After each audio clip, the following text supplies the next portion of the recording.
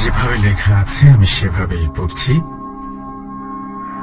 লিখছেন, আসসালামু আলাইকুম রাসেল ভাই ও প্রিয় লিসেনার্স, আশা করি আপনারা সবাই আল্লাহর রহমতে ভালো আছেন ও সুস্থ আছেন। আমি সিফাত, ভূত.com এর একজন মডারেটর। আমি আজ আবারও আপনাদের সামনে হাজির হয়েছি একটি ঘটনা নিয়ে। ঘটনাটি আমি কালেক্ট করেছি আমার পরিচিত এক ভাইয়ের কাছ থেকে, যিনি কয়েক বছর আগে ইন্ডিয়ায় ঘুরতে গিয়েছিলেন। ঘটনাটি তিনি সেখানকার এক লোকাল গাইডের কাছ থেকে শুনেছেন। তিনি আমাকে গাইডের ভাষায় ঘটনাটি শেয়ার করেছেন, তাই আমিও তিনি যেভাবে বলেছেন সেভাবে ঘটনাটি বলার চেষ্টা করছি। লেখার মাঝে অনিচ্ছাকৃত ভুলের জন্য আমি আগেই সকলের কাছে ক্ষমা চেয়ে নিচ্ছি। আমি ঘটনায় চলে যাচ্ছি।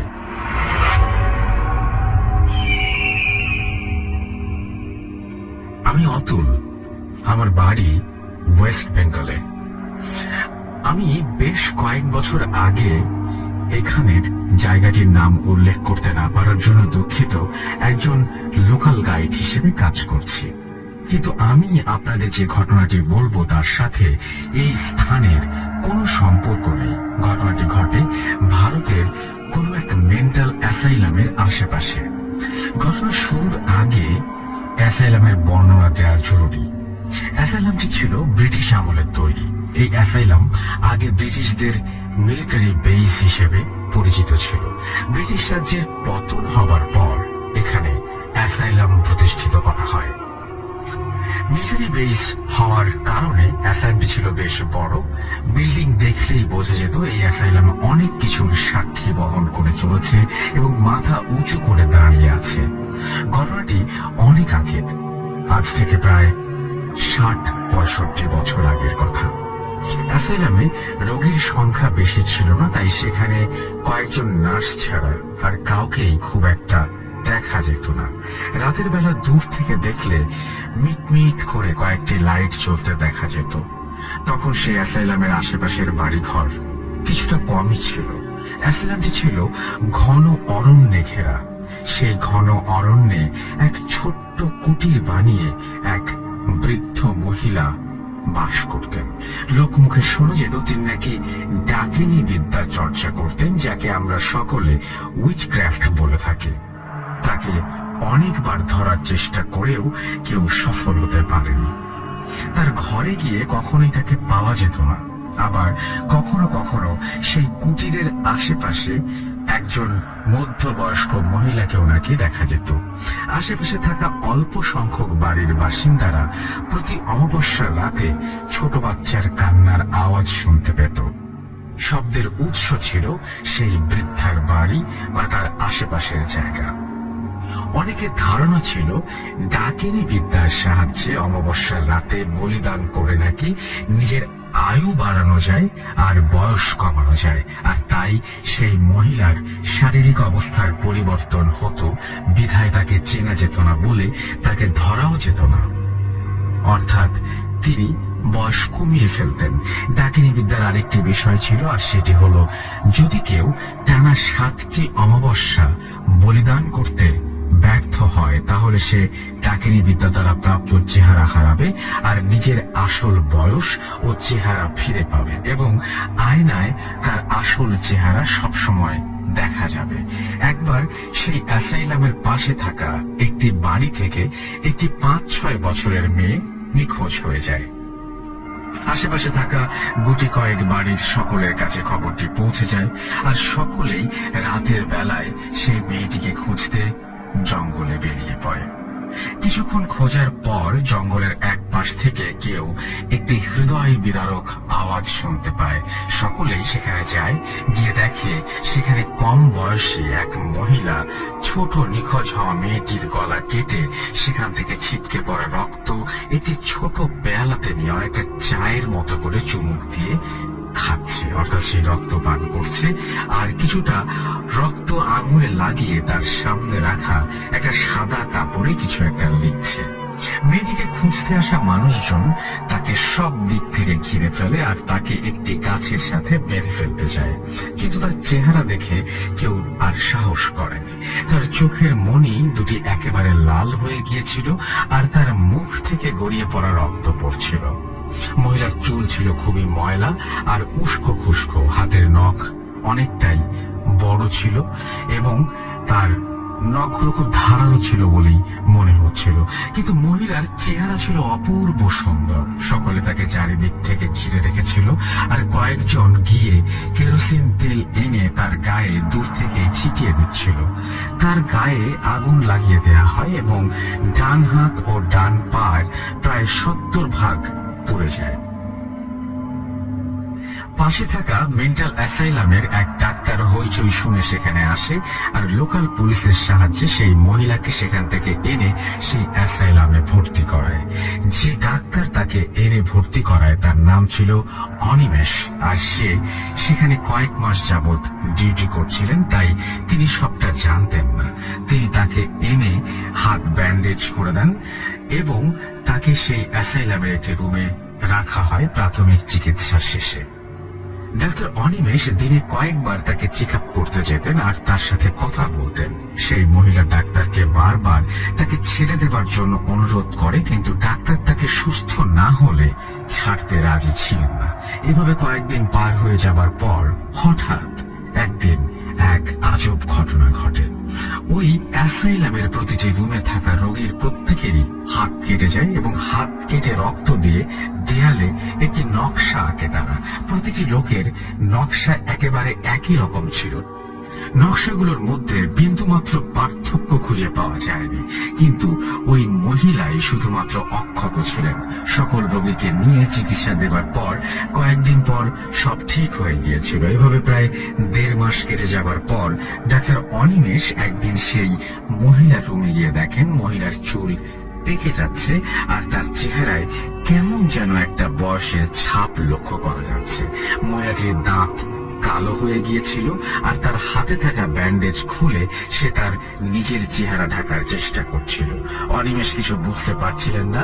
অনিমেষের সাথে থাকা নার্স অনেক ভয় পায় এবং তাকে বলে, স্যার, একটা ডাকিনি, এটা ডাকিনি নাকি সময় মতো বলে দিতে না পারলে আসল চেহারায় ফিরে যেতে হয়। আপনি একে ছেড়ে দিন, নইলে কি হবে ভগবান জানে। অনিমেষ তার কথা শুনে তাকে ধমক দিয়ে বলে, এসব বিলিভ করো না, আর এসব নাকি মানুষের মুখে রটা সব কুসংস্কার। এসবে কান না দিয়ে তিনি নার্সকে নিজের কাজ করতে বলেন। নার্স তার রুম থেকে বেরিয়ে গিয়ে তার ব্যাগে থাকা ছোট একটা আয়না নিয়ে সেই মহিলার রুমের সামনে যায় আর তার সামনে আয়না ধরে আয়নার দিকে নজর দিতেই তাকে কুচকুচে কালো এক বৃদ্ধা মহিলা বসে আছে দেখতে পায়, যার হাত আর পায়ের পুড়ে যাওয়া অংশ থেকে মাংস খুলে খুলে পড়ছে আর সেখান থেকে রক্ত বের হচ্ছে। নার্স ভয়ে ডক্টর অনিমেষের কাছে ছুটে যায় তাকে সব জানাতে, কিন্তু সেখানে না পেয়ে নার্স তার টেবিলে শরীর খারাপের কারণ দেখিয়ে আর্লি লিভের একটি অ্যাপ্লিকেশন রেখে চলে যায়। নার্সটি অ্যাসাইলামের কোয়ার্টারে থাকতো। রাতের বেলা সে চিৎকারের আওয়াজ শুনে অ্যাসাইলামে গিয়ে দেখে অ্যাসাইলামের এক কোনায় আগুন জ্বলছে। সে এক দৌড় দিয়ে অনিমেষের রুমে গিয়ে দেখে ডাক্তার অনিমেষ মেঝেতে পড়ে আছে আর তার গলা কে যেন নখের আঁচড় দিয়ে ছিঁড়ে ফেলেছে। তার রুম থেকে একজন মানুষের রক্তমাখা পায়ের ছাপ ছিল আর পুরো রুম জুড়ে ফোঁটা ফোঁটা রক্তের ছাপ ছিল। সে সেখান থেকে বের হয়ে চিৎকার দিয়ে অজ্ঞান হয়ে পড়ে যায়। তার চিৎকার শুনে সেখানে পানি দিয়ে আগুন নিভাতে ব্যস্ত থাকা কয়েকজন তাকে নিয়ে যায়। 2 দিন পর তার জ্ঞান ফিরে আসলে তাকে জানানো হয় অনেক চেষ্টা করেও অ্যাসাইলামের আগুন নেভানো সম্ভব হয়নি, আর এই অ্যাসাইলামে থাকা মোট 7 জন রোগী নাকি পুড়ে মারা গেছে। অ্যাসাইলামে ওই মহিলা সহ 7 জন রোগী থাকায় নার্স ভাবে সেই ডাইনিও হয়তো সেখানে পড়ে মারা গেছে। এরপর থেকে সেই অ্যাসাইলাম সেভাবেই বন্ধ পড়ে আছে। সেখানে কেউ যাবার সাহস করে না। এই ঘটনার পর সেই নার্সের মতো অনেকেই ভেবেছিল সেই ডাইনি সেখানেই পুড়ে মারা গেছে। তাই আশেপাশের বাড়ির সকলেই অনেকটা স্বস্তিতে থাকা শুরু করলো। কিন্তু কিছুদিন পর আবার অমাবস্যার রাতে ছোট বাচ্চার চিৎকার আশেপাশের মানুষের ঘুম কেড়ে নেয়। সকলে অনেক খোঁজ করেও কোনো কিছু পায়নি। এর কিছুদিন পর এক নার্সের খোঁজে তাদের বাবা মা সেখানে আসেন, আর এসে অ্যাসাইলাম বন্ধ, অ্যাসাইলামে পুড়ে যাওয়ার চিহ্ন দেখে মেয়ের খোঁজে অ্যাসাইলামের পাশের এক বাড়িতে গিয়ে সব শোনেন। তার মেয়ে অ্যাসাইলামে নতুন জয়েন করায় তার কথা কারোরই মনে ছিল না। আর অ্যাসাইলামে আগুন লাগার পর কয়েকজন নার্স ভয়ে তৎক্ষণাৎ সেখান থেকে বাড়ি চলে গিয়েছিল বিধায় আলাদা করে আর কারো খোঁজ করা হয়নি। এলাকার লোকজন তখন কিছুটা চিন্তায় পড়ে যায়, কেননা রাতে আবার বাচ্চার আওয়াজ পাওয়া যাচ্ছে ভেবে তারা মনে করতে থাকে সেই ডাইনি হয়তো এখনো বেঁচে আছে। আর যে 7 জন সেদিন আগুনে পুড়ে মারা গেছে তাদের মধ্যে একজন হয়তো সেই নিখোঁজ নার্স। কিন্তু তাদের কাছে কোনো প্রমাণ ছিল না, তাই কেউই এই বিষয়টি নিশ্চিতভাবে জানত না। এভাবে কেটে যায় আরো 4টি অমাবস্যা। পঞ্চম অমাবস্যা রাতে সেই ডাইনির গায়ে যারা কেরোসিন দিয়ে আগুন লাগিয়েছিল তারা তাকে তাদের বাড়ির সামনে দেখতে শুরু করে। সেদিন রাতেই তাদের প্রত্যেকে নিজেরাই নিজেদের গায়ে আগুন লাগায়, আর তাদের মধ্যে 2 জন মারাও যায়। বাকিরা আশঙ্কাজনক অবস্থায় হাসপাতালে চলে আসে। তাদের মধ্যে যাদের জ্ঞান ফিরে এসেছিল তারা সবাইকে বলে রাত 3টার দিকে দরজার আওয়াজ পেয়ে দরজা খুলে দেখে তাদের সামনে সেই মহিলা দাঁড়িয়ে আছে। এরপর আর কিছু মনে নেই। এরপর তারা নিজেদের এই অবস্থায় হাসপাতালে আবিষ্কার করে। তাদের কথা শুনে সকলে খুব অবাক হয়, আর এমন কাজ কিভাবে হলো তা চিন্তা করতে থাকে। কোনো উপায় না দেখে একজন অঘরী তান্ত্রিকের কাছে যায়, সব সমস্যার কথা তাকে জানায়। সেদিন তান্ত্রিক তাদের কথা শুনে এক কথায় রাজি হয়ে যায়, আর খুব উৎসাহী হয়ে সেদিনই সেই মহিলা যে জঙ্গলে থাকতো সেখানে যেতে চায়। এলাকার মানুষজন তাকে সেই জঙ্গলে নিয়ে যায় আর তান্ত্রিককে সেই মহিলার ভাঙা কুটির দেখিয়ে দেয়। তান্ত্রিক তাদের সেখান থেকে চলে যেতে বলে, আর বলে সেই কুটিরে আজ রাতে সে থাকবে আর সেই ডাইনিকে তার তন্ত্র সাধনা দিয়ে মেরে ফেলবে। সবাই তান্ত্রিকের কথা শুনে সেখান থেকে চলে আসে। সেদিন রাতে হঠাৎ সেই তান্ত্রিক সেই এলাকার এক বাড়িতে এসে দরজা ধাক্কা থাকে আর তাকে সাহায্য করার জন্য অনুরোধ জানাতে থাকে। তার চিৎকারে অনেকেই চলে আসে, কিন্তু কিছুক্ষণ পর সেই তান্ত্রিকের পেছনে সেই ডাইনিকে দেখতে পায়। তান্ত্রিকের গলায় তখন একটা রক্ত পড়ছিল এবং তান্ত্রিক মাটিতে লুটিয়ে পড়ে। তান্ত্রিক প্রচন্ড যন্ত্রণা নিয়ে হাত দিয়ে গলা চেপে ধরে এবং সেই ডাইনি মহিলা হিন্দি ভাষায় তখন বলতে থাকে যে এই তান্ত্রিকই তাকে বশ করতে চেয়েছিল, কিন্তু তার মৃত্যুদূত এসেছে তাকে মারার জন্য। এবং তান্ত্রিকের রক্তের যে ব্যাপারটা সেটা হচ্ছে সে বলছে যে তান্ত্রিককে সে দেখে নেবে, এরকম টাইপের কিছু কথাবার্তা সে তান্ত্রিককে বলে এবং সেখানে সে ধমকাতে থাকে এবং সে বলে যে কোনোভাবেই সে তার ডাকিনী দেবীকে হারাতে পারবে না। ডাইনি এই কথা বলে অট্টহাসি দিয়ে নিজের বিজয় জানান দিতে থাকে, আর সেই সময় সেখানে জ্বলতে থাকা লাইটগুলো সব একসাথে নিভে যায়। অন্ধকারে সবাই এদিক ওদিক ছোটাছুটি করতে থাকে। ভোরের আলো ফুটলে সকলে লক্ষ্য করে এলাকাবাসীর 3টি মেয়ে গায়েব। তাদের সম্ভাব্য সব জায়গায় খোঁজার পরেও পাওয়া যাচ্ছিল না। সেদিন ছিল অমাবস্যার রাত। সেই রাতেও সকলে দল বেঁধে মেয়েদের খুঁজে বেড়ায়, কিন্তু কোথাও তাদের পাওয়া যায়নি। হারানো মেয়েদের বাবা মা পাগলের মতো কান্নাকাটি করতে থাকে আর মেয়েদের খুঁজতে থাকে, কিন্তু তারা ব্যর্থ হন। পরের দিন সকালবেলা সেই মেয়ে 3টির মধ্যে একজনের গলা কাটা রক্তশূন্য লাশ একটি গাছে ঝুলতে দেখা যায়। এবার লাশটি অনেকটা অন্যরকম ছিল। লাশের মুখে কোনো দাঁত ছিল না, আর হাতের অনামিকা আঙুল কাটা ছিল। লাশের বুকে অনেক আঁচড়ের দাগ ছিল, যা কোনো বন্য পশুর দ্বারাই সম্ভব। এলাকাবাসী এই দৃশ্য দেখে ভয়ে বাকরুদ্ধ হয়ে যায়, আর বাকি 2 মেয়ের বাবা মা কান্নায় ভেঙে পড়েন। এর পরের অমাবস্যায় বাকি 2 মেয়ের লাশ পাওয়া যায়, কিন্তু এবারে লাশের অর্ধেক অংশ পাওয়া যায়। লাশের বুকে নিচ থেকে, বাকি অংশ ছিল না। দেখে মনে হচ্ছিল লাশের গলার চামড়া ছিঁড়ে রক্ত পান করেছে সেই ডাইনি। এলাকার মানুষ সব দেখে এর বিহিত করার কথা ভাবতে থাকে। তারা সকলে বড় কোনো তান্ত্রিকের খোঁজ করতে থাকে, কিন্তু তারা যাকে এই সমস্যার কথা বলে সবাই ভয়ে ও আতঙ্কে আর যোগাযোগ না করার অনুরোধ করতে থাকে। অঘরী তান্ত্রিকের মতো শক্তিশালী তান্ত্রিক সেখানে হার মেনেছে। সেখানে তারা নিজেদেরকে ছোট শিশুর সমতুল্য মনে করে।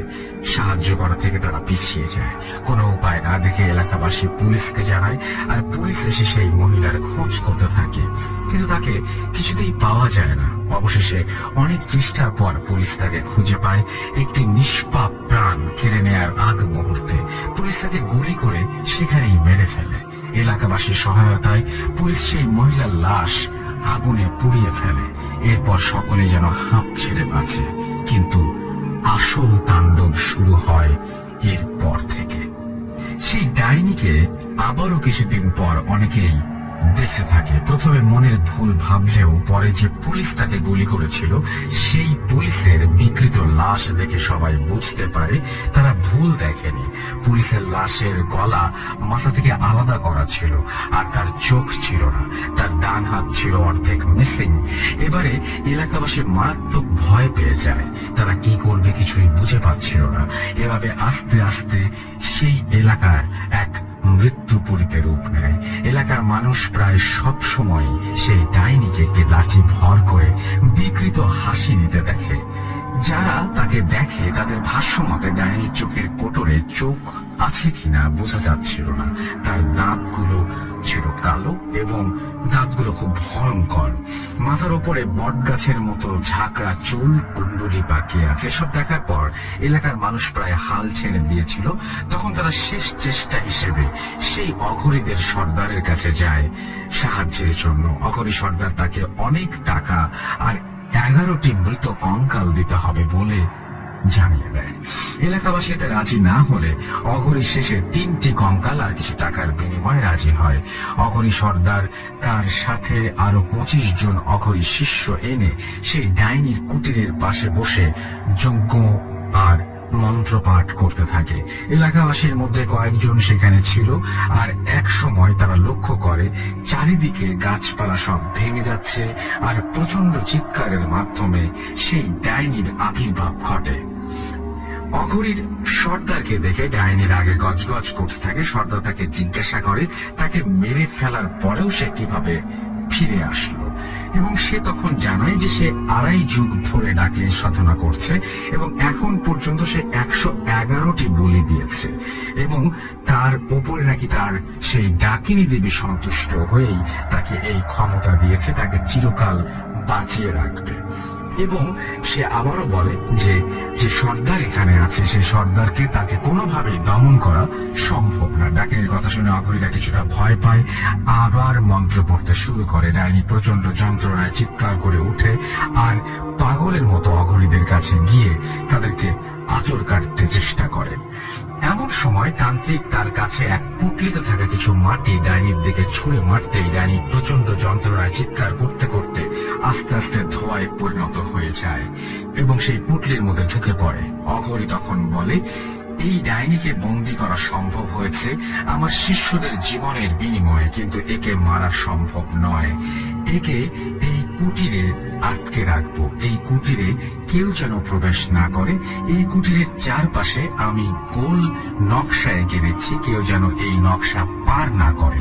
আর যদি কেউ ভুলে তা পার করে তাহলে আমার কাছে থাকা এই শুকনো মাটি আর নকশার উপর ছিটিয়ে দিতে হবে। এই মাটি আপনাদেরই দেওয়া সেই 3 কঙ্কালের হাড় মিশ্রিত। ডাইনি যে পুটলিতে বন্দি আছে তা আমি এই কুটিরে রেখে যাচ্ছি, আর কুটিরের দরজা আর জানালার মন্ত্র পড়ে সুতা দিয়ে বেঁধে যাচ্ছি, কেউ যেন তা না খোলে। আর এই মেঝেতে মন্ত্রটি লিখে রেখে যাচ্ছি, কেউ যেন এইগুলো নষ্ট না করে। এইভাবেই তান্ত্রিক কিছু বাড়তি সুতা আর হাড় মিশ্রিত মাটি দিয়ে চলে যায়। যাবার আগে সে এলাকাবাসীকে 2টি বড় কাগজে কিছু কথা লিখে দিয়ে এই কাগজটি সেই ঘরের উঠোনে আর একটি কাগজ ঘরের ভেতরে রেখে যেতে বলে। প্রথম কাগজে লেখা ছিল, ডাইনি কুটিরে বন্দি, নকশার ভেতরে না দিয়ে পা প্রস্থান কর চৌধুরী। দ্বিতীয় কাগজে লেখা ছিল, ভুল করিয়া গিয়াছ ঢুকিয়া, আমার মন্ত্র করিয়া পাঠ, বাঁধিয়া সুতা পার কর চৌকাঠ।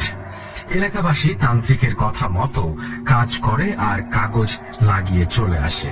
এর কিছুদিন পর শহর থেকে এক লোক জমি কিনতে সেই অ্যাসাইলামের এলাকায় আসে আর জমি পরিদর্শন করতে করতে সেই কুটিরের কাছে পৌঁছায়। প্রথম ধাপ পার করার পর দ্বিতীয় ধাপ পার করে সে দেখে ঘরের ভেতর সম্পূর্ণ অন্ধকার আর একটা কাগজে জল জল করে জ্বলছে তান্ত্রিকের লেখাগুলি। সেই অন্ধকার ঘরে একটি আগুনের গোলা দেখে ভয়ে কাগজে লেখা মতো কাজ না করে সে দ্রুত সেখান থেকে বেরিয়ে আসে। পরের দিন সকালে তান্ত্রিকের দুজন শিষ্য অ্যাসাইলাম এলাকায় আসে।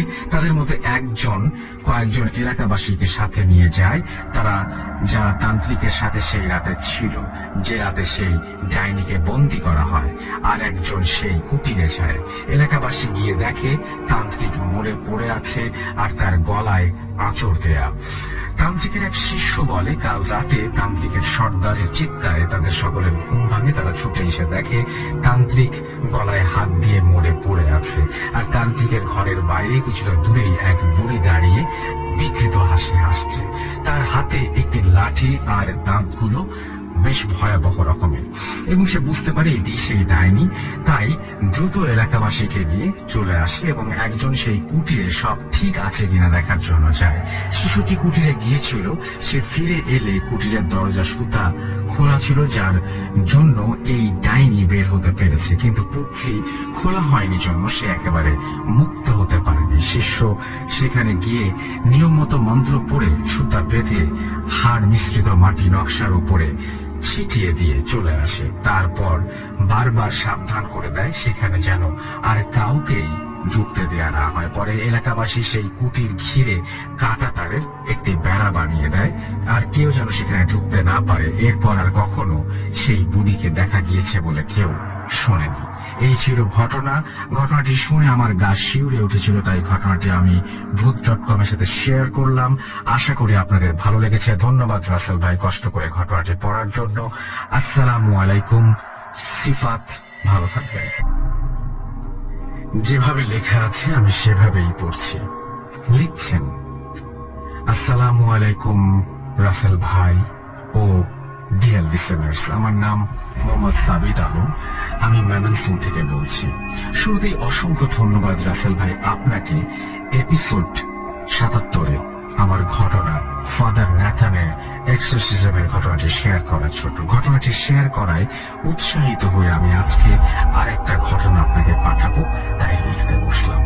ঘটনাটি একটা প্যারানর্মাল ইনভেস্টিগেশনকে কেন্দ্র করে। ঘটনাটি ঘটেছিল 4 বছর আগে। ঘটনাটি শুরুর আগে আমি কিছু কথা বলতে চাই।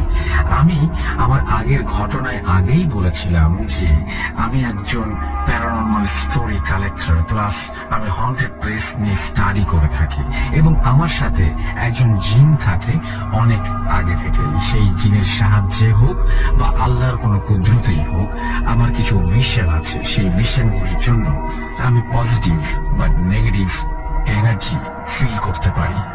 আর এই বিষয়গুলো আরো প্রকট হয় 2015 সালের পর। আমি ব্ল্যাক ম্যাজিকের ভিকটিম হই। সেই ব্ল্যাক ম্যাজিকের ঘটনা আমি আগেই পাঠিয়েছিলাম, কিন্তু কোনো একটা কারণে সেটা পড়া হয়নি। যাই হোক, আমি আমার ঘটনা শুরু করতে যাচ্ছি। আমাদের একটি প্যারানর্মাল ইনভেস্টিগেটিং টিম ছিল। আমরা মূলত ঝোঁকের বসেই এই বিষয়গুলো নিয়ে ডিসকাস করতাম এবং কাজ করতাম। সেই টিমটি এখন আর নেই, যেখানে কিছুটা দোষ আমার আর কিছু আমার বন্ধুদের। কথাটা কেন বললাম সেটাই ভাবছেন তো? সেটা জানতে হলে ঘটনাটি সম্পূর্ণ শুনতে হবে আপনাদের। আর আগেই বলে রাখি, বিশ্বাস করা বা না করা আপনার ব্যাপার। আমি কিছু কারণে আমার বন্ধুদের নামগুলো ছদ্মনাম হিসেবে ব্যবহার করব, তাদের পারিবারিক সমস্যাজনিত কারণে।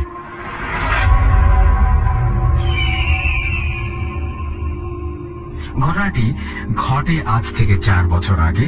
ইউনিভার্সিটির পরীক্ষা দিতে অনেক জায়গায় যেতে হয় আমাদের, আর সব জায়গায় আমার মনে আছে যে পাবনা যাবার পর ঘুরতে ঘুরতে মেইন রোডের পাশে আমি একটা জায়গা দেখেছিলাম, যে জায়গাটি দিয়ে যাবার সময় আমার ভিশন অ্যাক্টিভ হয়ে গিয়েছিল। সেখানে একটা অ্যাবান্ডেন্ট একতলা বাড়ি ছিল সেই মেইন রোডের পাশেই। জার্নির ধকল ভেবে সেটা আমি আমলে নেই না, কিন্তু আমি প্রায়ই সেই জায়গাটা নিয়ে স্বপ্ন দেখতাম যে সাদা আলোর মাঝে কেউ আমার দিকে তাকিয়ে আছে। খাঁচা দেখতে পেতাম একটা, কিন্তু ফেসটা কখনো দেখিনি। আমি আমার স্বপ্নে সেই মেইন রোডের পাশের জায়গাটা, অর্থাৎ সেই বাড়িটা দেখতে পেতাম, কিন্তু কাউকে বলিনি কখনো। কিন্তু কে জানতো সেই ঘটনা প্রথমবার ইউনিভার্সিটির নতুন আর ভালো বন্ধু হয়ে যাওয়া কয়েকজনের জীবন বদলে দেবে। ইউনিভার্সিটিতে জয়েন করে আমাদের 1 বছর কেটে যায়। এর মধ্যে আমার ভালো কিছু বন্ধু হয়ে যায়। আমরা 5 জন, আমি, রাকিব, মুকুল, রনি আর আসিফ। একদিন রাতে আড্ডার পর আমরা সবাই মিলে মুকুলের বাসার ছাদে বসে আড্ডা দিচ্ছিলাম। তখন ভূত.com ছিল না। কথায় কথায় ভূত FM এর কথা উঠে আসে, আর আমরা পুরাতন একটি রেকর্ডে এপিসোড প্লে করি। কিছুক্ষণ শোনার পরে রাকিব তার গ্রামের বাড়ির একটি ঘটনা আমাদের সাথে শেয়ার করে। সেটা শুনে আমি আমার হাতে থাকা একটি চিহ্নের দিকে তাকিয়েছিলাম। আসিফ আমাকে ধাক্কা দিয়ে বলে, কিরে হাতের দিকে এভাবে তাকিয়ে আছিস কেন? আমি মুচকি হেসে বলি, বন্ধু 2015 সালে আমি ব্ল্যাক ম্যাজিকের ভিকটিম হয়েছিলাম। পরে আমার হাতের দাগ দেখে সে বলে, এই দাগ সেই ব্ল্যাক ম্যাজিকের একটি চিহ্ন। সবাই এই কথা শুনে আমাকে চেপে ধরে আমার লাইফের ঘটনা শুনবে বলে। আমি কয়েক ঘন্টা সময় নিয়ে তাদের বলে যেতে থাকি আমার জীবনে ঘটে যাওয়া আর চলমান ঘটনাগুলো। এরপর তাদের সাথে আমি পাবনা যাবার সময় সেই জায়গাটার কথাও শেয়ার করি আর স্বপ্নের কথাটাও বলি। ওরা একেবারে গো ধরে বসে যে তারাও যাবে। আমি তাদের বলি, আরে আমি তো জায়গার নামই জানি না, আর চিনিও না, চিনব কি করে তাও জানি না। কিন্তু কে শোনে কার কথা? বাধ্য হয়ে 6-7 দিন পর প্রস্তুতি নিয়ে আমরা বেরিয়ে পড়ি পাবনার উদ্দেশ্যে। বাসে জার্নির সময় আমার কেন যেন মনে হচ্ছিল কিছু একটা আমাকে টানছে, কোনো খারাপ কিছুর দিকে টেনে নিয়ে যাবার জন্য। আমি আমল না দিয়ে ঘুমিয়ে যাই বাসে। কিন্তু ঘুমিয়ে আমি এবার একটি ভিন্ন স্বপ্ন দেখি, যা ছিল কিছুটা এমন। আমি দেখলাম খুব কুৎসিত এবং কদাকার চেহারার একজন খাঁচায় বন্দী। স্বপ্নে সে চেহারা দেখে প্রচন্ড ঘৃণা নিয়ে আমি তাকে বললাম, কে তুমি? আল্লাহ তোমার অমঙ্গল করুন, এত কুৎসিত কি তুমি? সে আমার দিকে তাকিয়ে হাসলো, আর সেই মেইন রোডের পাশের জায়গাটা আমি দেখতে পেলাম। আমি ঘুম থেকে উঠে আমার ফ্রেন্ডদের বললাম, প্ল্যানটা ক্যান্সেল করি, চল। I was having a very bad feeling about that. কিন্তু তারা এতটাই অ্যাডভেঞ্চারাস হয়ে গিয়েছিল যে আমি আর মানা করার উপায় পাইনি। অবশেষে বাস তার ঠিকানায় পৌঁছে যায়, আর আমরা বাস থেকে নেমে আশেপাশের হোটেল থেকে কিছু খেয়ে নিই। সারাদিন জার্নি করায় আমরা টায়ার্ড হয়ে রাতের বেলা যাই এবং আমাদের এক পরিচিত ছোট ভাইয়ের মেসে উঠি। সেদিন আর কোনো কিছু না করে আমরা ঘুমিয়ে পড়ি। আমি ঘুমের মধ্যে রাতে একটা স্বপ্ন দেখি যে 5টা কবুতর খুব উঁচু এক দাঁড়ের ওপর দাঁড়িয়ে হঠাৎ কেমন একটা কালো হয়ে গেল আকাশ, আর প্রচন্ড বিদ্যুৎ চমকিয়ে উঠল, আর সেই বিদ্যুতে পৃষ্ঠ হয়ে 2টা কবুতর মারা গেল। এরপর আমি দেখতে পাই সেই কুৎসিত অবয়ব সেই উঁচু দেয়ালের আরেক পাশে বসে হাসছে। আমার ঘুম ভাঙে আমার বন্ধুদের ধাক্কায়। সে আমাকে বলে আমি নাকি ঘুমের ভেতর ঘুমাচ্ছিলাম আর কেমন যেন করছিলাম। আমি ওদের কিছু না বলে আবার ঘুমিয়ে যাই। কিছু বলিনি কারণ ওরা মানবে না। যত যাই হয়ে যাক, সকালবেলা সেই ছোট ভাইয়ের সাথে কথা বলে সেই জায়গাটা সম্পর্কে ধারণা নিয়ে আমরা লোকেশন খুঁজতে বেরিয়ে যাই। আমি মনের ভুলে নাকি সম্মোহনের ভরে নিজে থেকেই সেই জায়গা খুঁজে বের করে ফেলি। জায়গাটা ছিল মেইন রোডের পাশে। খুব বেশি একটা বেগ পেতে হয়নি জায়গাটা খুঁজে পেতে। জায়গাটা চিনে আমরা দুপুরের খাবার খাওয়ার জন্য হোটেলে যাই, আবার খাবার খেয়ে মেসে ফিরে যাই। সেই মেসের ছোট ভাই জায়গাটা দেখে বলেছিল যে এখানে কেউ থাকে না আশেপাশে, রাতের বেলা নাকি অনেকেই অনেক কিছু দেখতে পায়, এটা নাকি লোকমুখে শোনা। সে আমাদের বারণ করে সেখানে যেতে, কিন্তু আসিফ আর রাকিব নাছোড়বান্দা, ওরা যাবেই মানে যাবেই। বিকেলে রেস্ট করে রাতের বেলা আমরা সেই জায়গায় যাব বলে প্রস্তুতি নিতে থাকি। রাত তখন 11টার একটু ওপর টর্চ লাইট আর মোবাইল ফোন নিয়ে আমরা রওনা হয়ে যাই সেই জায়গার উদ্দেশ্যে। আমাদের প্রথম ইনভেস্টিগেশন, তাই এক্সপিরিয়েন্স না থাকায় ক্যামেরা বা কোনো রেকর্ডিং ডিভাইস নেওয়া হয়নি। প্ল্যান ছিল ময়মনসিংহে ফিরে আমরা অফিসিয়ালি আমাদের একটা প্যারানর্মাল ইনভেস্টিগেটিং টিম ক্রিয়েট করব। ঘটনায় ফিরে আসি, রাত 12টা ছুঁই। আমরা সেই বাড়িটার সামনে গিয়ে উপস্থিত হলাম। মেইন রোডের কাছে হওয়ায় সেখানে বসতি বলতে কিছু ছিল না। মাঝে মাঝে দূর পাল্লার বাস আর ট্রাক সেই রাস্তা দিয়ে চলাফেরা করছিল। আমার সিক্সথ সেন্স আমাকে বাধা দিচ্ছিল সেই জায়গার ভেতরে যেতে, কিন্তু আমার কেমন যেন ভালো লাগছিল জায়গাটা। চারপাশে মাঝারি সাইজের গাছ, ঝিঝি পোকার ডাক আর পাখির কুড়াক। সেই জায়গার সব থেকে বড় প্রশান্তি ছিল হাসনা হেনা ফুলের সুঘ্রাণ। আমি যেন একেবারে মজে গিয়েছিলাম সেই জায়গার সৌন্দর্যে। আমার বন্ধু রাকিব আমাকে ধাক্কা দিয়ে বলে, কিরে এখানেই থাকবি না ভেতরে যাবি? আমি যেহেতু কোনো বাজে ফিল করতে পারছিলাম না, তাই ওদের হ্যাঁ বোধক ইশারা দেই। আর তখন আমার মাথায় কয়েকদিন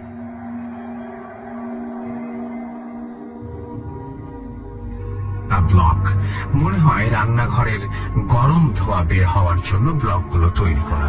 মেঝে ছিল শুকনো, গাছের পাতা ভর্তি, আর দেয়ালের গাছে আগাছা জন্মে সবুজ হয়ে গিয়েছিল। ভেতরে 3টা রুম, সবগুলো রুমের দরজাই ভাঙা ছিল। আর রাকিব ডান দিকের ঘরে, আর আসিফ, মুকুল আর রনি যাবে সামনের ঘরটায় বলে ঠিক করি। আমি যেহেতু ব্ল্যাক ম্যাজিকের ভিকটিম, তাই এই বিষয়ে স্টাডি করে মোটামুটি কিছু জ্ঞান অর্জনের চেষ্টায় অলওয়েজ ছিলাম। তাই কিছু বিষয় আমার জানা ছিল বিধায় আমি ওদের বলে দেই, যাই হোক যাই দেখিস তোরা কিছুই ছুবি না। ওরা আচ্ছা বলে ওদের রুমে চলে যায়, আমি আমার রুমে চলে এলাম। আমি আর রাকিব যে ঘরে গেলাম সেখানে গাছের শুকনো পাতা আর ধুলোর আবর্জনা ছাড়া কিচ্ছু দেখতে পাইনি। আমার কোন রকম ফিলও হয়নি নেগেটিভ বা পজিটিভ এনার্জির। আমি ধরেই নিয়েছিলাম যে এখানে কিছু নেই, সবটাই আমার মনের ভুল। হঠাৎ মুকুল আমাদের ডেকে ঘরের সামনের রুমে নিয়ে যায়, আর আমরা দেখি সেই ঘরের মেঝেতে শুকনো পাতার ফাঁকে কিছু দাগ দেখা যাচ্ছিল। আর হঠাৎ আমার গায়ে গরম বাতাস এসে লাগে, আর বাতাস আমার কানের কাছ দিয়ে যাওয়ার সময় আমি মনে হলো হাসির আওয়াজ পেলাম। আমি কিছুটা অবাক হয়ে গেলাম, মনে মনে ভাবতে লাগলাম, আচ্ছা এটা তো খারাপ কিছু সাইন মনে হচ্ছে, তাহলে আমার ভিশন কেন ধরতে পারছে না? কোনো কারণে কি আমার অনুভব ক্ষমতা ব্লক করা হয়েছে, নাকি অন্য কোনো কারণ? ভাবতে ভাবতে দেখলাম মেঝে থেকে পাতাগুলো বাতাসের তাড়নায় সরে যাচ্ছে, আর মেঝেতে মোটামুটি স্পষ্ট একটা পেন্টাগনের মতো দাগ ভেসে উঠছে। আমার বন্ধুরা ভয় পেয়ে যায়, কিন্তু আগ্রহে যেন সীমা লঙ্ঘন হয়ে গিয়েছিল ওদের। রাকিব সেই পেন্টাগনের ডান পাশে রুমের দেয়ালে কালো রঙের ছাপ দেখে বলল, দেখ রক্ত মনে হচ্ছে না? আমরা ওর কথা শুনে ভয় পাই, কিন্তু বলি, আরে ভাই এত পুরাতন বাসায় এগুলো ময়লা হাতের দাগ। রাকিব তবুও কিছু একটা ভাব ছিল বলে মনে হলো আমার। হঠাৎ আমার নাকে খুব সুন্দর একটা ঘ্রাণ ভেসে আসছিল। আমি ওদের বলি, তোরা কোনো গন্ধ পাচ্ছিস? ওরা না বোধক উত্তর দেয়। আমি অনেক দ্বিধায় পড়ে যাই। একবার মনে হচ্ছে এখানে বাজে কিছু আছে, আবার মনে হচ্ছে ভালো কিছু। এ কেমন ছলনায় পড়লাম আমরা। হঠাৎ মনে হলো আমাদের পেছন দিয়ে কিছু একটা চলে গেল, এবং আমরা 5 জনই সেটা অনুভব করতে পারলাম। এরপর কি গেল সেটা দেখতে যাব। আর তখনই যেই ঘর দিয়ে আমরা মাত্র সামনের ঘরে ঢুকলাম, সেই ঘরের মেঝেতে পাটশোলা 3 কোণা করে বাঁধা, আর সেই পাটশোলার কোণায় ছিল লাল রঙের মতো দাগ, আর সেই 3 কোণায় পাখির পালক সুতো দিয়ে বাঁধা ছিল। জিনিসটা কি তা আমরা দেখতে যাই। হঠাৎ রাকিব সেটা তুলে নিল হাতে। আমি রাকিবকে হাতে জোরে একটা চড় দিয়ে বললাম, তোদের নাম বলেছিলাম সে ধরবি না, কেন ধরলি? এই কথা বলে শেষ করতে পারিনি, তার আগে দেখি এবার আসিফ সেই জিনিসটা হাতে নিয়ে সামনের ঘরে চলে যাচ্ছে। ঠিক তখনই আমার ভিশন চরম ভাবে জেগে উঠল। আমার চোখ অত্যাধিক পরিমাণ জ্বলছিল, আমার চোখ দিয়ে অনবরত পানি পড়ছিল, আর পচা মাংসের উৎকট গন্ধে আমার দম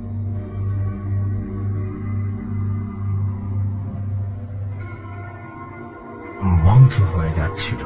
হঠাৎ আমার অবস্থা দেখে রনি চোখে টর্চ মেরে হাত থেকে টর্চ ফেলে পিছিয়ে যায়। মুকুল জোরে চিৎকার দিয়ে বলে, রনি কিরে, আরে কি হলো তোর? রনি মুকুলকে বলছিল, সাবিতের চোখ দেখ। মুকুলও আমার চোখে টর্চ মেরে যা দেখেছিল তা এমন, আমার চোখ নাকি রক্তের মতো লাল হয়ে গিয়েছিল, যে কারণে আমাকে দেখতে নাকি ভয়ঙ্কর লাগছিল। এদিকে প্রচন্ড চোখ আর মাথার যন্ত্রণায় আমি শুধু আসিফের কথা চিন্তা করে ডান চোখ হাত দিয়ে বাম চোখ দিয়ে টর্চ নিয়ে সামনের ঘরে গিয়ে দেখি আসিফ সেই পেন্টাগনের মাঝখানে কেমন যেন কবিরাজের মতো বসে আছে, হাঁটু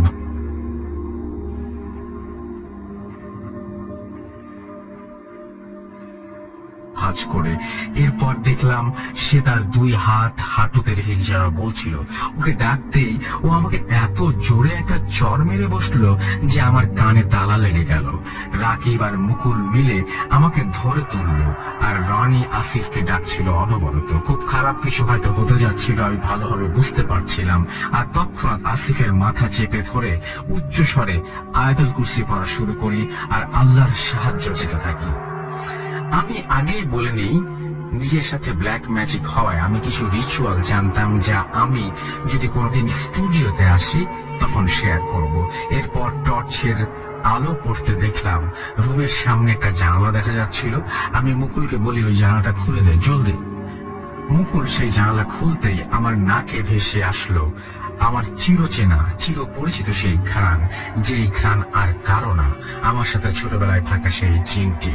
এরপর আমরা দেখলাম যে আসিফ মাটিতে লুটিয়ে পড়ে আছে আর রাকিব আসিফের পায়ের উপর পড়ে আছে।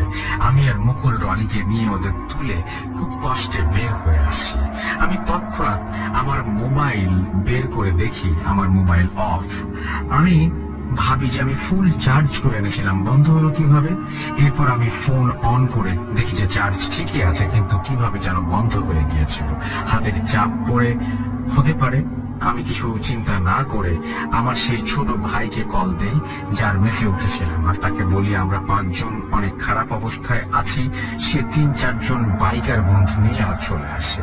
এর মাঝে আমরা রাকিবের আর আসিফের জ্ঞান ফেরানোর জন্য অনেক চেষ্টা করি, কিন্তু কিছুতেই হচ্ছিল না।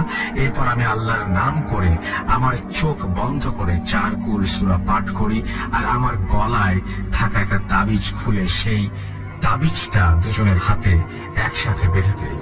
আল্লাহর রহমতে কিছুক্ষণ পর ওদের জ্ঞান ফেরে।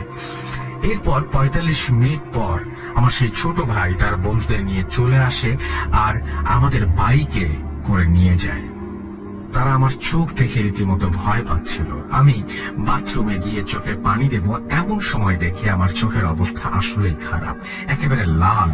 মুখ ধুতে ধুতে বাথরুমে হঠাৎ বমি করে ফেললাম। আমি বমির কিছু অংশ ছিল কালো। আমি ভয় পাই না, কারণ এই জিনিসের সাথে আমি অভ্যস্ত ছিলাম কিছুটা। বাথরুম থেকে ফিরে এসে আমি আসিফকে জিজ্ঞেস করি কেন সে পেন্টাগনের মাঝখানে বসেছিল। সে জানায় যে রাকিবের থেকে সেই পাঠশোলা ত্রিভুজাকৃতির জিনিসটা পড়ে যেতে সে ব্ল্যাক আউট হয়ে গিয়েছিল, তার কিছু মনে নেই। আমি ওদের কিছু না বলে রনি আর মুকুলকে নিয়ে বারান্দায় বসে সিগারেট খেতে খেতে সেই বিষয়ে কথা বলছিলাম। মুকুল আমাকে বলে এইসব কাজ সে আর করবে না। রনিও সম্মতি জানায়। তখন আমার রাগের বাঁধ ভেঙে যায় আর আমি নিজেকে ধরে রাখতে পারি না। দুজনের গালে চর বসিয়ে দিয়ে বলি, তোদের আগেই মানা করেছিলাম সেখানে না যেতে, কেন জেদ করলি? কমবার তো মানা করি নাই আমি তোদের। ওরা ভয়ে কেঁদে ফেললো আর সরি বলতে থাকলো। হঠাৎ রুমে থেকে রাকিব আর আসিফের গোঙানির আওয়াজ ভেসে আসে। আমরা দরজা ধাক্কা দিয়ে ওদেরকে তুলবো ঘুম থেকে, এমন সময় ওদের গায়ে হাত দিয়ে দেখি যে জ্বরে ওদের গা ফুলে যাচ্ছে। ওদের মাথায় রাত ভর পানি ঢেলে আমরা কিছুটা স্বাভাবিক করি ওদের, আর ভোরে আজানের পর ঘুম ভাঙলে জিজ্ঞাসা করি কেন বোগাচ্ছিল। ওরা দুজন তখন বলে একটা স্বপ্ন এমন ছিল যেখানে অনেক উঁচু দালানে 5টা কবুতর বসা, বিদ্যুৎ পৃষ্ঠ হয়ে দুজনের মৃত্যু। আশ্চর্য কথা কি জানেন, দুজনের স্বপ্ন অবিকল একই ছিল। আমি তাদের কথা শুনে নিজেকে আর ধরে রাখতে পারিনি। আমি মুকুলকে জড়িয়ে ধরে হাও মাও করে কাঁদতে থাকি। আমাকে সান্ত্বনা দিয়ে সেই ছোট ভাই আর বন্ধু শান্ত করে, ভাই জলদি ফিরে যান, জলদি। পরের দিন সকালে ওরা আমাদের টিকিটের ব্যবস্থা করে দেয়। আমরা সকাল সকাল রওনা দিই ভার্সিটিতে পড়ার জন্য। আমরা এক শহরে থাকলেও কারো বাড়ি এক শহরে ছিল না। আমি আর মুকুল শুধু ময়মনসিংহের, আসিফ ছিল নেত্রকোনার, রনি আর রাকিব ছিল কিশোরগঞ্জের। সুতরাং আমি আর মুকুল এক বাসে ফিরছিলাম, আর রাকিব আর বাকিরা নিজেদের মতো। রাতে একেবারে ঘুম না হবার কারণে বাসে বসে অবসাদে আমি একবারে ঘুমিয়ে যাই। স্বপ্নে দেখি সেই কুৎসিত অবয়ব। এবার তাকে আরো স্পষ্ট দেখতে পাচ্ছি। খাঁচাটিও আর নেই। এমন মনে হচ্ছিল যেন সে মুক্ত এখন, আর সে আমাকে কটাক্ষ করে হাসছে। আর তার দুই হাতের মোড়ে কালো হয়ে যাওয়া দুটো কবুতর। আমি জেগে উঠি ঘুম থেকে। রাকিব আর আসিফকে নিয়ে টেনশন হচ্ছিল আমার। যত সময় শহরে পৌঁছে বাস থেকে নেমে যে যার মতো বাড়ি ফিরে যাই। আমি সেদিন বাসায় ফিরে একজন পরিচিত ইমাম হুজুরের সাথে বিষয়টি নিয়ে কথা বলতে চাই। আমার কথা শুনে উনি রেগে গিয়ে বললেন যে এসব নিয়ে ছেলে খেলা করতে কেন তোমরা যাও। এই বলে উনি আমাকে দুইটা তাবিজ দিয়ে বলেন এই তাবিজ যেন রাকিব আর আসিফের গলায় বেঁধে দেওয়া হয়। সেদিন বিকেলে আসিফ আর রাকিবকে কল দিয়ে আমি ওদের অবস্থা জিজ্ঞেস করলে ওরা বলে যে তারা মোটামুটি ভালো আছে। আমি ওদের কিছু না বলে আলহামদুলিল্লাহ বলে ফোন রেখে দিই। ভালো গেল না সেই দিনটি আমার। আমি রাতে একটু আগে ঘুমিয়ে যাবার চেষ্টা করি, যদিও ব্ল্যাক ম্যাজিক জনিত সমস্যার কারণে আমি কখনোই ভোরের আসানের আগে ঘুমাতে পারি না। কিন্তু সেদিন আমি ঘুমিয়ে পড়ি। হঠাৎ স্বপ্নে দেখি সেই জিন, যে আমার সাথে ছোটবেলা থেকে আছে। আমি কখনো তার চেহারা দেখিনি, দেখেছি শুধু খুব সাদা আর মনে হয় আলো দিয়ে তৈরি কাপড় পরা কেউ, মুখ তার ঢাকা। সে আমাকে বলছে তোমাকে রক্ষা করতে আমি আছি, কিন্তু তোমার যে বন্ধু যে সেই খারাপ জিনিসটি স্পর্শ করেনি তাকে বলো 41 দিন যেন সে বাসা থেকে না বের হয়, আর এই 41 দিন রক্তের সম্পর্ক ছাড়া আর কেউ যেন তার বাসায় প্রবেশ না করে। যদি এমন না হয় তাহলে তার মৃত্যু ঝুঁকি আছে। এও বলে যে আমার আর এক বন্ধুর কিছু হবে না। এর একটা কারণ আছে। আমি ঘুম থেকে জেগে উঠে দেখি ফজরের আজান হচ্ছে। সকালে ফ্রেশ হয়ে মুকুলের বাসায় দাঁড়িয়ে ওকে সব বলি এবং এও বলি যদি কিছু লাগে তাহলে সেই জন্য আমাদেরকে জানাই, আমরা এসে যাব, কিন্তু 41 দিন নিয়ম মেনে চল। প্রচন্ড ভয় পাওয়ায় সে আমার কথা মানতে রাজি হয় আর বলে সে কাজটি করবে।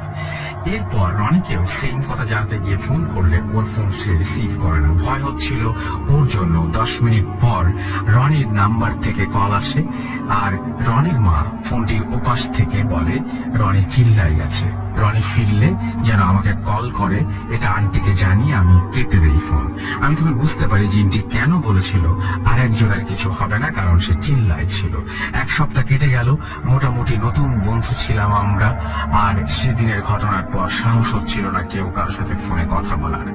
একদিন আমি রাকিব আর আসিফের খোঁজ কয়েকদিন নেই না বলে খোঁজ নিতে তাদের বাসায় ফোন করি, কিন্তু আমি যা শুনি তা আমি মেনে নিতে পারিনি। আমি কেন মানব? কেউ মানবে না।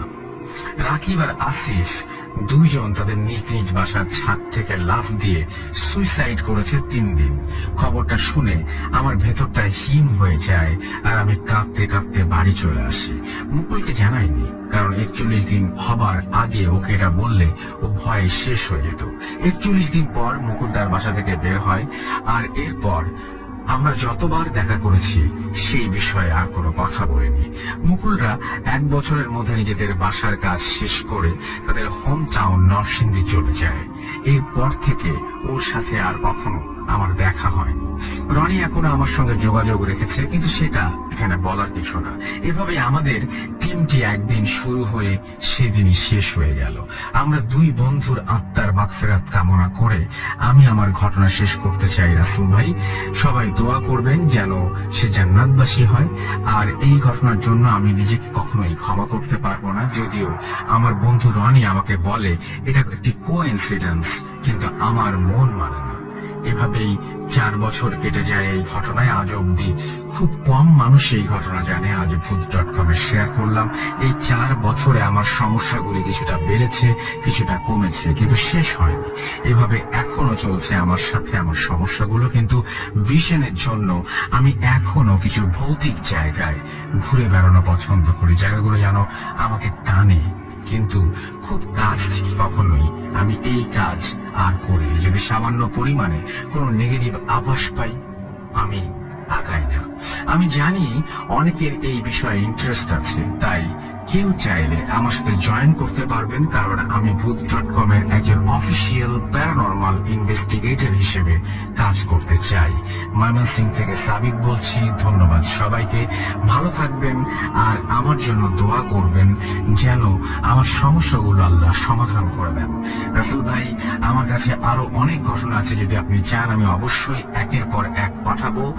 আসসালামু আলাইকুম ডিয়ার লিসেনার্স। তারপরে তিনি তার মোবাইল নাম্বার শেয়ার করেছেন। Thank you very much.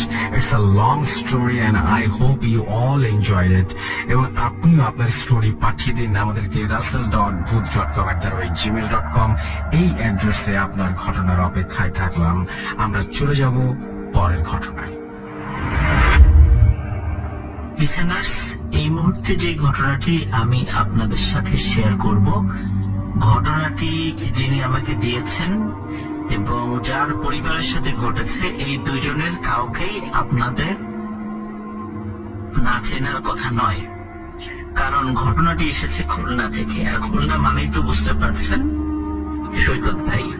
হ্যাঁ লিসেনার্স, সৈকত ভাই এই ঘটনাটি এনে দিয়েছেন এবং যার পরিবারের সাথে ঘটেছে তিনি হচ্ছেন আমাদের প্রিয় শেখ জাহিদুল ইসলাম সুমন ভাই।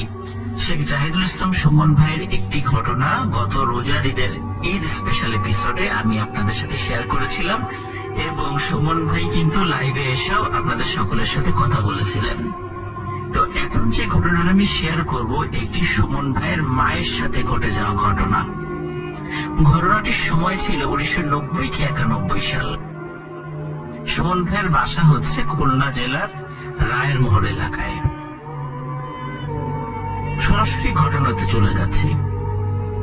একদিন রাত্রে সুমন ভাইয়ের আব্বা এবং আম্মা কথাবার্তা বলার একটি পর্যায়ে দুজনের মধ্যে উত্তেজনা বিরাজ করে এবং কথা কাটাকাটি করতে করতে এক সময় সুমন ভাইয়ের আম্মা রাগ করে ঘর থেকে বেরিয়ে যান এবং যাওয়ার সময় বলেন যে আমি সুইসাইড করব।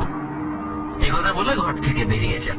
তো সুমন ভাইয়ের আব্বা বিষয়টি আসলে ওইভাবে কোনো গুরুত্ব দেন নাই, মনে করেছে এমনি হয়তো বা রাগ করে ঘর থেকে বেরিয়ে গেছে, হয়তো পাশের ঘরে গিয়ে বসে আছে। কিন্তু বেশ কিছু সময় পর সুমন ভাইয়ের আব্বা বুঝতে পারেন আসলে সুমন ভাইয়ের আম্মা রাগ করে ওনাদের বাড়ির যে এরিয়া সেখান থেকে বের হয়ে গেছেন। উনি চিন্তা করলেন কি ব্যাপার, কোথায় গেল, এত রাত হয়ে গেল। উনি চিন্তিত হয়ে পড়েন এবং পাশে ওনার যারা আত্মীয় স্বজনরা ছিলেন তাদেরকেও উনি খবরটা দেন যে সুমন ভাইয়ের আম্মা তো তার সাথে রাগারাগি করে ঘর থেকে বের হয়ে গেছে এবং যাওয়ার সময় বলেছে সে সুইসাইড করবে। এখন তো আমি তাকে কোথাও পাচ্ছি না, এখন আসো তোমরা একটু খুঁজে দেখো।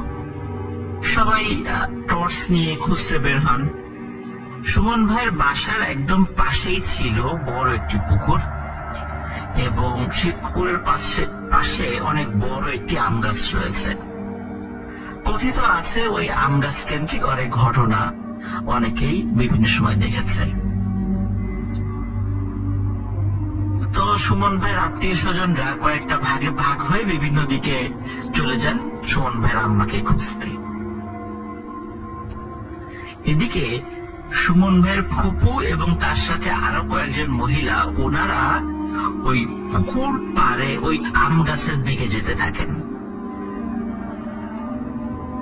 ওনারা আম গাছের যখন কাছাকাছি এসেছে তখন একটা ভয়ঙ্কর দৃশ্য ওনাদের চোখের সামনে ভেসে ওঠে।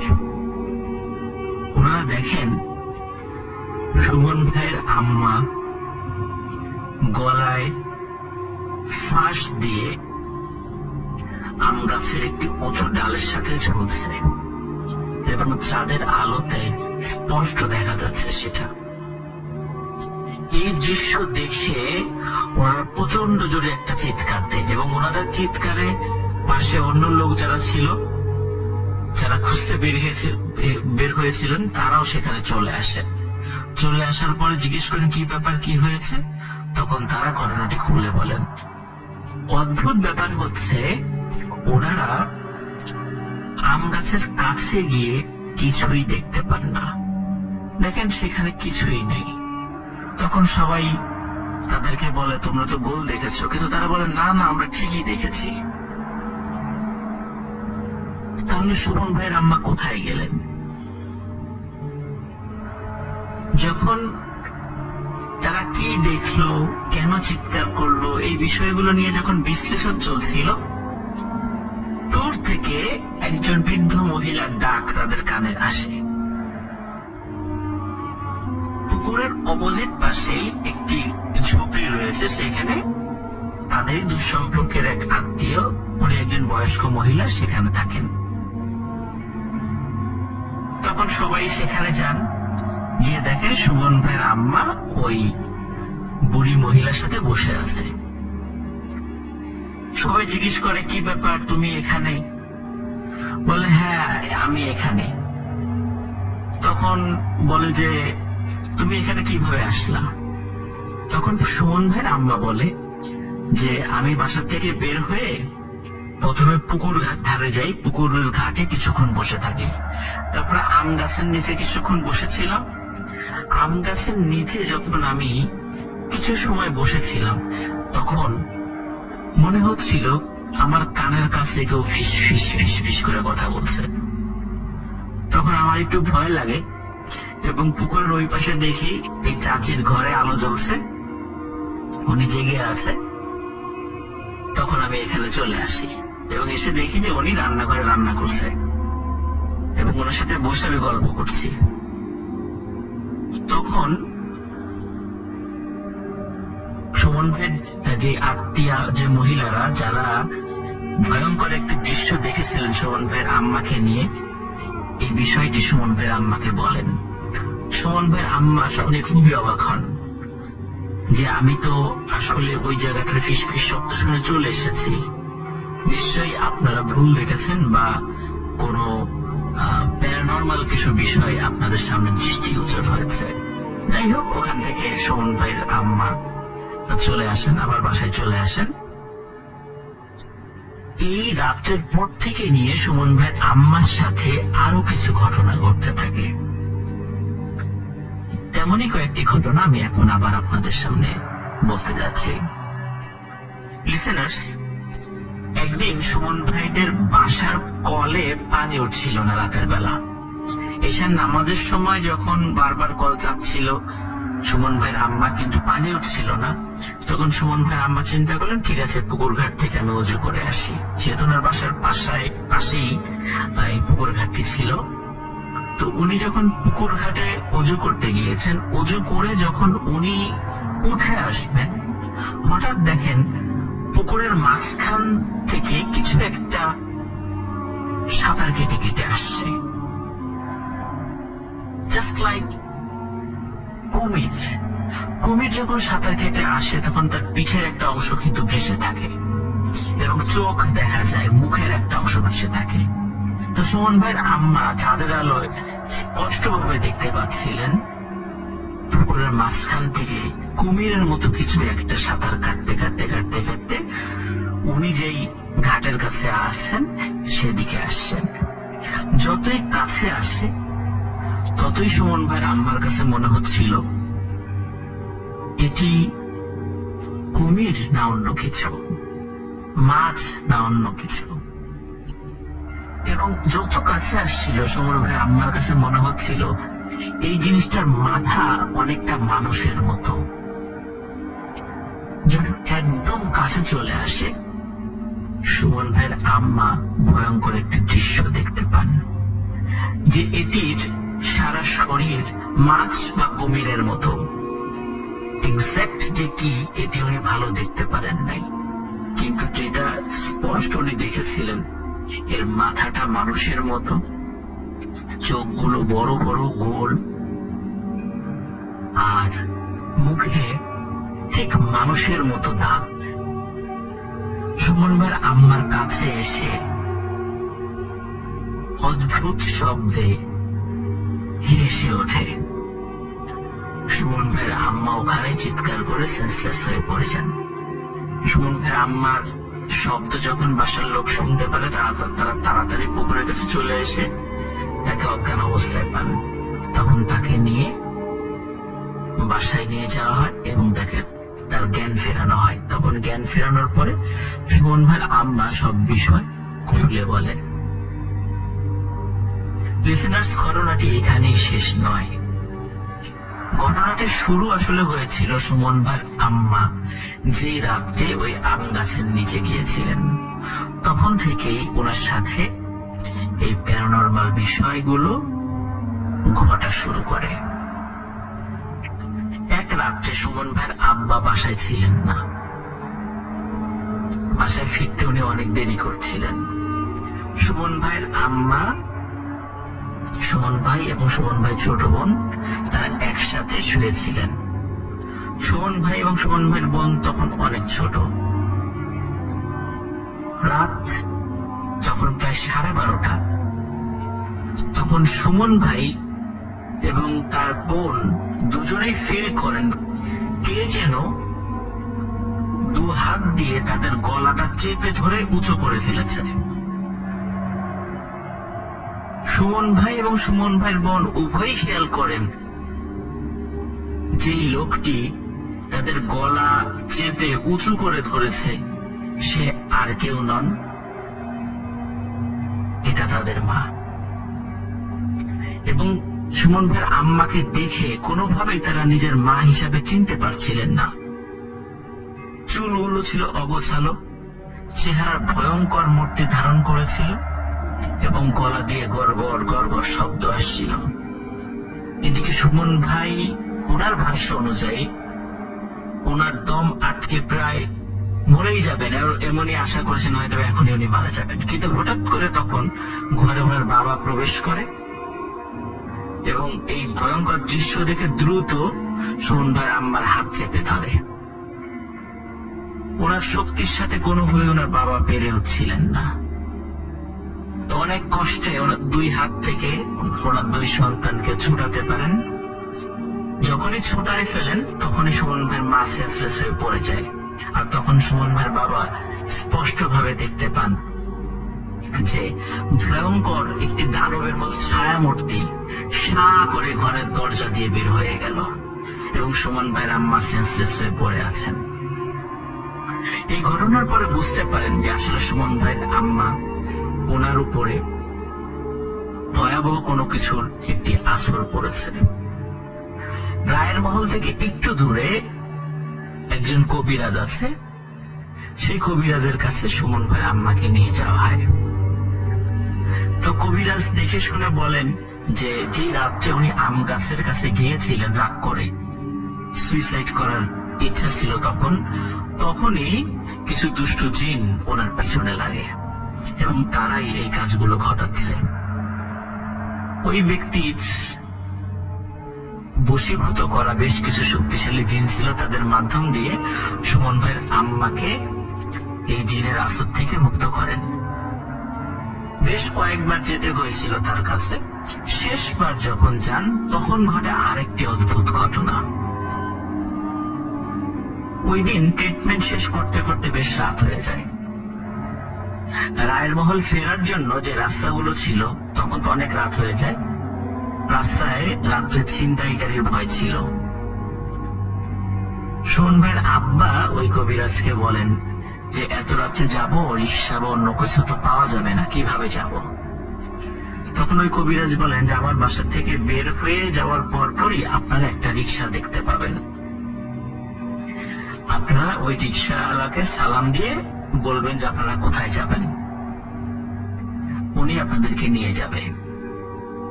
ওখান থেকে যখন সুমন ভাইয়ের আব্বা এবং আম্মা বের হয়ে আসেন, আসার পর সত্যি দেখেন যে একটি রিক্সা দাঁড়িয়ে আছে। রিক্সাওয়ালাকে সালাম দেন এবং সালাম দিয়ে বলেন যে আমরা রায়ের মহল এলাকায় যাব। রিক্সাওয়ালা জাস্ট শুধু মাথাটা কাত করে ইশারা দেন যে হ্যাঁ আমি যাব, উঠে বসেন। সুমন ভাইয়ের আব্বা আম্মা উঠে বসে। সারা পথে রিক্সাওয়ালা কিন্তু কোনো কথা বলে নেই। রিক্সাওয়ালা রিক্সা চালাচ্ছে, কিন্তু স্বাভাবিক যে রিক্সার গতি, মানে পা চালিত যে রিক্সাগুলো, এর যে গতি এর থেকে আরো বেশি গতি ছিল। লাইক এখন যেই ব্যাটারি চালিত যে রিক্সাগুলো আছে এইটার যে স্পিড, এরকম স্পিড ছিল, যেটা স্বাভাবিক পা চালিত রিক্সায় এত স্পিড হওয়ার কথা নয়। এবং রিক্সাটি মেইন রাস্তা দিয়ে না গিয়ে শর্টকাট যে রাস্তাগুলো ছিল, যে রাস্তাতে আসলে মানুষের বিশেষ করে চোর ডাকাতের ভয় বেশি, ছিনতাইকারীর ভয় বেশি, ওই রাস্তা দিয়ে যাচ্ছিল। সুমন ভাইয়ের আব্বা এবং আম্মা স্পষ্ট ভাবে দেখতে পাচ্ছিলেন রাস্তার বেশ কিছু জায়গায় কিছু দুষ্ট লোক দাঁড়িয়ে আছে, যারা ছিনতাই করার নিমিত্তেই দাঁড়িয়ে আছে। কিন্তু তাদের পাশ দিয়ে রিক্সা চলে যাচ্ছে, তারা ভ্রুক্ষেপও করলো না। মনে হচ্ছিল যে তারা কিছুই টের পাচ্ছে না যে এই পাশ দিয়ে একটা রিক্সা যাচ্ছে, তারা কিছুই দেখছে না, এমনটা মনে হচ্ছে। রিক্সাওয়ালা যখন রিক্সা নিয়ে সুমন ভাইয়ের আব্বা এবং আম্মাকে তাদের বাড়ির সামনে নামিয়ে দেওয়ার সাথে সাথে উনি দ্রুত রিক্সা নিয়ে চলে যান। তো ওনাকে ডাকেন ভাড়ার জন্য, কিন্তু ভাড়া উনি নেননি। প্রিয় লিসেনার্স, এই ঘটনার মাধ্যম দিয়ে সুমন ভাইয়ের আম্মার সাথে ভয়াবহ একটি ঘটনার সমাপ্তি ঘটে। আশা করি ঘটনাটি ভালো লেগেছে। সবাই ভালো থাকবেন, সুস্থ থাকবেন।